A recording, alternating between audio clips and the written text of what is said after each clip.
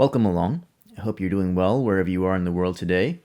Thanks for joining me again as I brainstorm my way through another old Commander deck.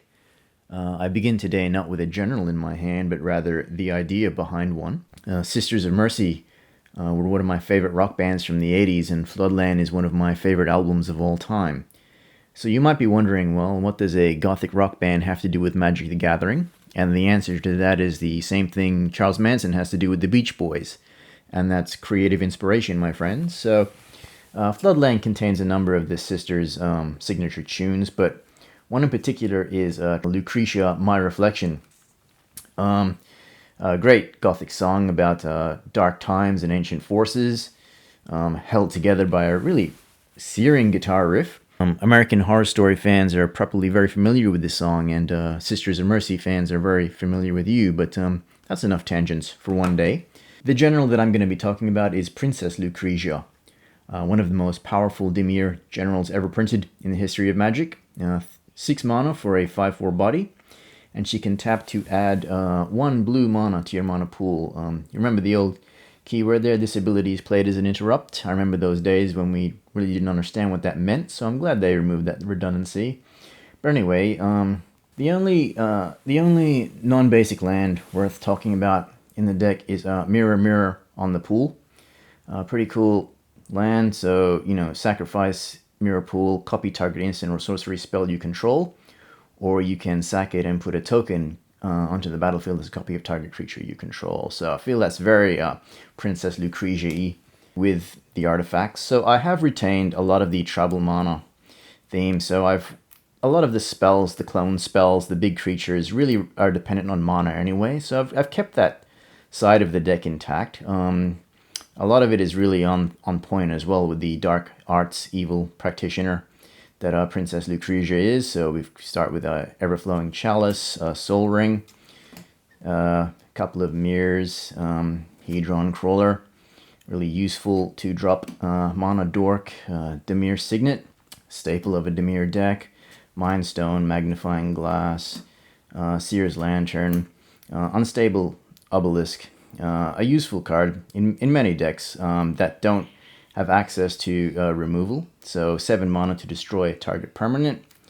My only real defense against enchantments or artifacts here, Monolith and Spectral Searchlight for mana of any color, and then 3 Dimir artifact rocks here. So the Locket, Cluestone, and the old school Drake Skull Cameo. I was a really big fan of the Cameo. Another Princess Lucrezia staple, the Hierophant's Chalice, does a bit of damage, looks evil, and adds mana, so totally on theme. And on the topic of on theme, this is one of the more recent printings that has gone straight into this deck, which is a Mirage Mirror. 2 mana for it to become a copy of target artifact, creature, enchantment, or land. So that's pretty cool and really on theme with my Lucrezia, My Reflection attempt here. Sisei's Ring. Now, Sisei's Ring is really just a placeholder until I can locate my 1 copy of Thran Dynamo, which is circling through all of my EDH decks. So I've only got 1 copy of Thran Dynamo for budgetary reasons, and on the topic of budget, I got a Gilded Lotus per chance, and I get two artifacts that I kept in the original incarnation of Princess Lucrezia, and I've kept in this deck too, both for nostalgia and both because I can't find a use for them in any other deck. First is Muse Vessel. So target player removes a card in his or her hand from the game, and you can pay 1 and you can play a card removed with Muse Vessel, which is annoying, handy but annoying. And Tower of Fortunes. So 4 mana permanent that you pay 8 and you can draw 4 cards. So not very mana efficient, but very on theme. I mean, doesn't that tower look like the tower Princess Lucrezia lives in? Yes? No? Probably not. But anyway, I'm going to preface this by saying I like early drop creatures. That's my game style. I like to have creatures down early. So I have a few that go through the curve. So I have the Dimir Guildmage, Azure Mage, so a couple of sinks early on. My logic is that I'm going to have a lot of mana to put into early game creatures. Shipwreck Singer. I can't remember how this card made its way into this deck. I think the Dimir colors really lured me in, and she's alluring. thing herself. But second ability is kind of relevant, I guess. So 2 mana and attacking creatures get -1/-1 until end of turn. I can see that being relevant in some situations, maybe not. Disciple of Deceit. We start getting into the clones or the doppelgangers here. The reflectors. First one is the Shapesharer. So kind of a tribal lord for changelings. Second ability there, well, first ability actually. 3 mana, target shapeshifter becomes a copy of target creature until your next turn. So I really wanted to load up on shapeshifters with this deck. So I've got Vesper Ghoul to add more mana of any color, and that's going to be important when I get to the non-creature spells. A card in particular that I plan to talk about. Scribe of the Mindful to recycle some things. Trophy Mage, so most of my artifacts are 3 mana, especially the Mirage Mirror. So Trophy Mage is a cheap shooter, cheap way to dig up that artifact in particular. Essence Depleter is another sink.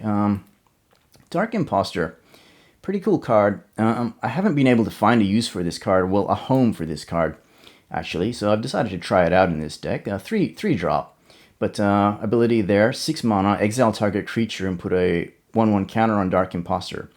The important thing with that is, though, that Dark Imposter gains all activated abilities of all creature cards exiled with it. So, again, the logic is that I'll have a lot of mana to put into that ability. Bane Alley Broker, I sort of see it as a bit of ramp.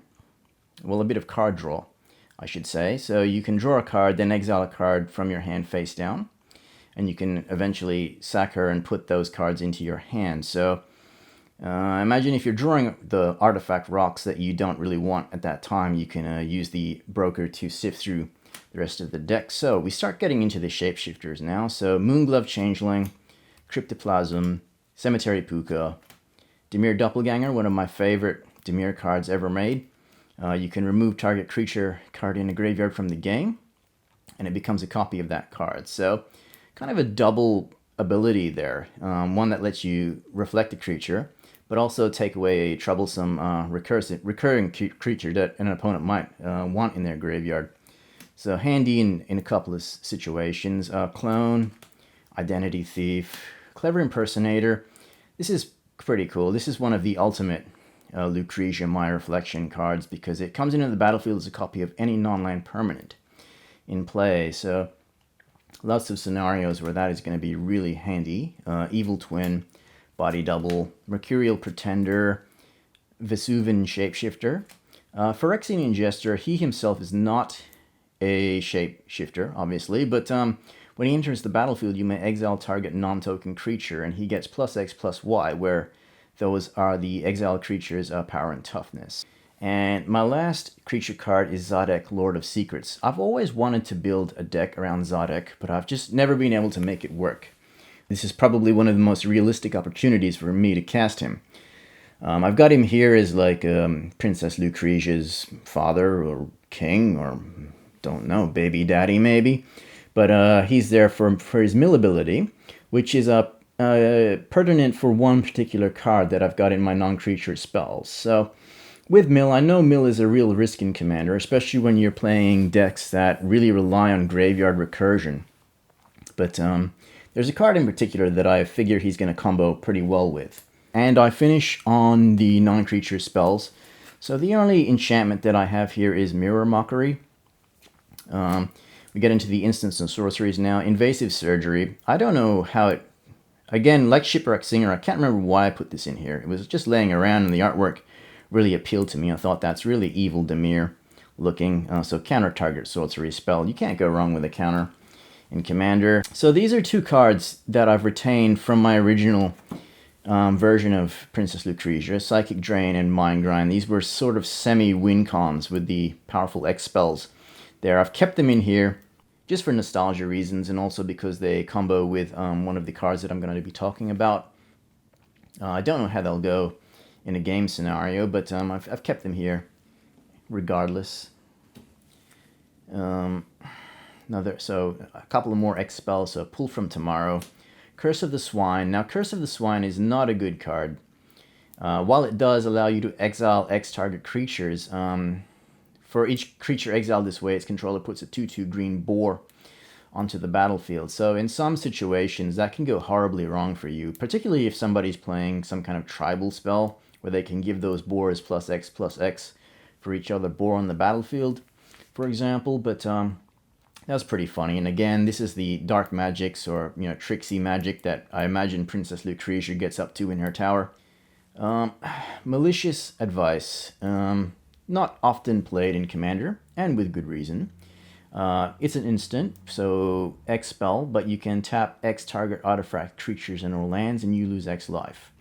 I can't see it being too relevant in this new version of Princess Lucrezia that I'm playing, but I've kept it in here and just see how it goes. Maybe on your opponent's end step you can tap down any potential defenders and swing for the win. If you got the life left over, that is. Disdainful Stroke is another counter. So this is the card that's really reliant on the graveyard shenanigans. Printed in the recent Ravnica set. Mnemonic Betrayal. 3 mana. Exile all cards from all opponents' graveyards. You may cast those cards this turn, and you may spend mana as though it were mana of any color or any type, as it says on the card, to cast those spells. Haven't played it in a game situation yet. I pulled it from a booster and I decided, well, this is the perfect deck to try this card out. So again, comes back to the logic behind having a lot of access to mana, and I figure I could have, in the same turn, I could cast Mnemonic Betrayal and maybe cast a couple of spells that are handy. So I'll see how that goes in a game scenario. Consult the Necro Sages, one of the classic Dimir cards. This is very Princess Lucrezia, Dark Banishing, Black Magic, Dominate, Ray of Command. We start getting into the clone spells now. So one of the great clone spells is Rite of Replication. So for 4 mana, you can put a token onto the battlefield as a copy of target creature. But if you kick it, so the kicker cost is 5, you can get 5 of those tokens instead.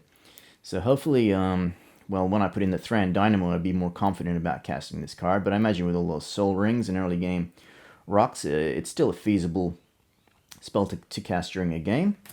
Now, this is a classic Princess Lucrezia My Reflection card, Broken Visage. So you can see her there, actually, looking into the mirror, breaking it. I think there's not too much history printed on Princess Lucrezia. I don't know if she's actually evil, but the artwork and colors certainly say she is, although, these days you don't want to assume too much. Broken Visage allows you to bury, so destroy without chance of regeneration, target non-artifact attacking creature, and put a shadow token into play. Treat this token as a black creature with power and toughness equal to the power and toughness of that attacking creature. Very cool old school card that I've retained for the deck. And another on-point Princess Lucrezia card is Hex. So, practitioner of the dark arts, evil mystical forces, Hex, 6 mana, destroy 6 target creatures. So I imagine the greatest insult to injury is being able to cast Curse of the Swine, give your opponent a large number of boars, and then hex them. If I can pull that combo off, I'd feel pretty satisfied that the deck did its job in that game. And finish on 2 really big clone spells. So the first one is Mirror Match, 6 mana, so you can only cast it during the Declare Blocker's step, but for each creature attacking you, put a token that's a copy of that creature on the battlefield, blocking that creature. So a pretty cool combat trick. And the mother, or the godfather, or the god or goddess of clone spells is Clone Legion. Again, 7 mana, 7 generic mana, 2 blue mana, so 9 CMC. You're not going to be casting it too many times, or, well, when you are going to be casting it, it's generally going to be late game, when it's going to have the most impact. For each creature target player controls, create a token that's a copy of that creature. So again, if I can cast this spell during a game, I'd feel like I did something pretty useful with Princess Lucrezia. So that's it for the Princess Lucrezia My Reflection deck tech video. Thanks for listening. Thanks for watching today. I've got a game lined up with my friend Sam, so I'm going to test how this deck goes in a real EDH scenario. Thanks for your continued viewership. I hope you have a great day wherever you are. Keep enjoying Magic, and I'll see you again on the next edition.